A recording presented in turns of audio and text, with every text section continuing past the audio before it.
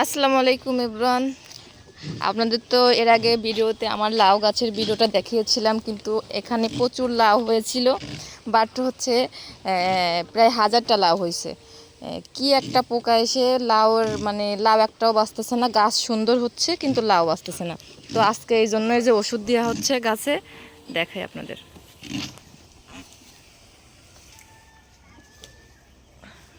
এই যে গাছে ওষুধ দিচ্ছি।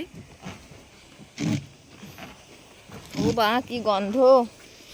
এই বিষ নাকি মানুষ খায়, তাহলে কিভাবে খায়? এই যে আমার লাউ গাছ।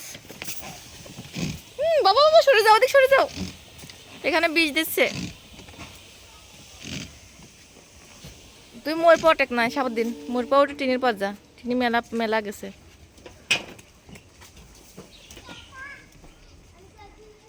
মাশাআল্লাহ, লাউ গাছে দেখেন কত কত লাউ ধরছে, দেখেন আপনাদের দেখাই, কিন্তু একটাও বাঁচতেছে না।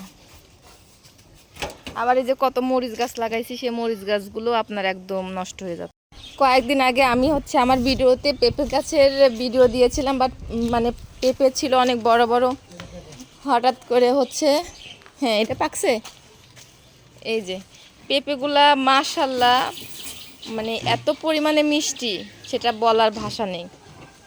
আর এটা তো ছোটো সাইজের থেকেও আগের ভিডিও দেখছেন বড় বড় পেঁপে হয় আমার কাছে।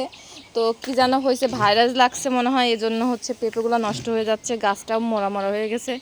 এই যে আপনাদের একটু দেখাই, এই যে একদম সব দিকে চারপাশে ই করে করে দিয়ে।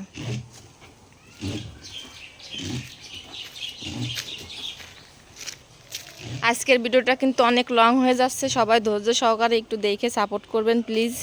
এই যে লাউ, অনেক লাউ হচ্ছে, কিন্তু একটা লাউও আর কি বাঁচতেছে না। এই দেখেন, আমি কিন্তু কয়েকদিন আগে আপনাদের এই গাছটারই ভিডিও দিছিলাম, পেঁপে গাছের। এখন দেখেন আমার গাছটা টোটালি মারাই গেছে, ভাইরাস লাগে গাছটা একদম শেষ। একটা পেঁপেও নাই, গাছটাও বেঁচে নাই আর কি। এদিকে আমার এই যে বটবডি গাছ লাগিয়েছি, মাশাআল্লাহ অনেক সুন্দর বটবডি হচ্ছে। এই যে দেখাই, এই গাছটাও আর কি ওষুধ দিয়ে নিলাম। এই যে ওই দেখেন বটবডি ধরছে।